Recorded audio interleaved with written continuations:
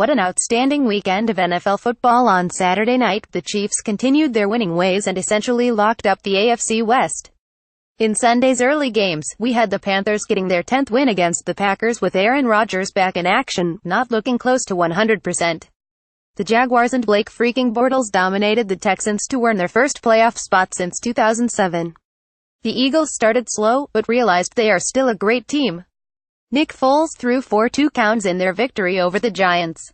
In the late afternoon games, the legend of Jimmy G continued to grow in San Francisco. Counting his 2 starts in New England last season, plus his 3 for the Niners, he's 50. We also saw the passing of the torch in the NFC West. The Rams easily dominated the Seahawks in Seattle, 427. Then there was that wild ending in Pittsburgh that left the Steelers in shock and the Patriots on their way to the number 1 seed in the AFC. To cap the night, a note card and a fumble for a touchback ended the game in Oakland, keeping the Cowboys alive in the NFC wildcard race. Unfortunately, the biggest story from this weekend was the NFL rulebook. In Pittsburgh, it looked like Steelers tight end Jesse James caught a game-winning 2-count, only to have it reversed upon review. James caught the ball around the 1-yard line, landed on one knee, wasn't touched and reached the ball across the goal line. In his attempt to reach over the goal line, James momentarily lost control of the ball as it hit the ground, therefore he didn't finish the process of the catch. The following play, Ben Roethlisberger threw a game-losing interception when the offense couldn't decide whether or not to it, resulting in a terribly executed play. The NFL catch rule is awful and needlessly complicates the game. It gets even worse around the end zone. As applied, the referees made the correct call in Pittsburgh. A player must have control of the ball through the entire process of the catch for it to count as a 2-count. This rule is awful. The league got itself into trouble after deciding it needed a clearer definition of what is a catch. NFL has been around for almost a century, and for 90 of those years, we knew what a catch was. It's easy to see. Player catches the ball, makes a move, and it's a catch. The eye test, common sense, works here. Jesse James caught the ball, made a football move, and scored. But the NFL is stuck now. If they admit this rule is too complicated and makes the game worse, the league looks awful. The Shield hates to admit its mistakes. However, this rule is making the game worse. I'm spending my time writing about it, you're talking about it, instead of talking about what a fantastic ending we just witnessed.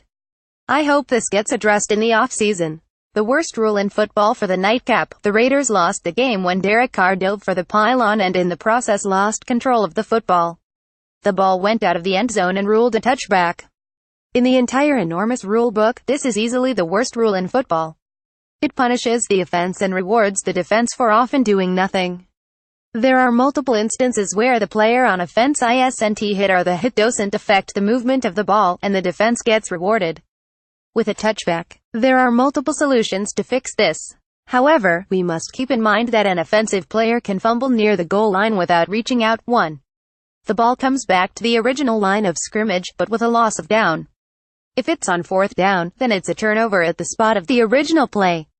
A fumble is still not a good play, and therefore there needs to be some punishment for the offense, hence the loss of a down. This scenario rewards the offense too much. If the defense does force the fumble, they don't get rewarded for it at all. 2. The offense keeps the ball at the spot of the fumble. This is how it's handled in the field. However, the rules around the end zone are different because of the significance of that area on the field. If you decide this is the best rule, it could backfire on the defense. What if an offensive player fumbles near the goal line, when he's not reaching out and the ball bounces out of the end zone? I think everyone agrees this should be a touchback. So if this rule were to be enforced, it would have to be specific to a play when a player is reaching for the pylon or goal line. This would leave too much room for interpretation and lead to disaster. 3. The defense gets the ball at the spot of the fumble. This is my favorite option. It penalizes the offense, but doesn't reward the defense as much. Seems to be the simple solution. If there is no chance for a catch, how can there be pass interference? Since we are discussing rules, there's one more I can't stand. A quarterback underthrows a receiver by 35 yards and gets a pie call because the wide receiver tries to run through the defensive back for the catch, when there's no chance for a catch. The defensive back is running to catch up the wide receiver and therefore can adjust to an underthrown ball. I understand the receiver is supposed to be allowed to attempt to make a catch, but again, you're rewarding the offense for a poorly thrown ball. I don't like the obvious solution either. That would be using the college rule of 15 yards for a pie. I'm not a fan of this. Anytime a ball is thrown deep and the defensive back feels he's beaten, he will just tackle the wide receiver and take the 15 yards. So yeah, I don't like changing that. I'm sure what the best fix to this problem is, but it's in defenses. Well, the best solution to this would be replay, but that opens up a whole new can of worms. Those are 3 terrible rules we've seen play out time and again. They all need to be addressed.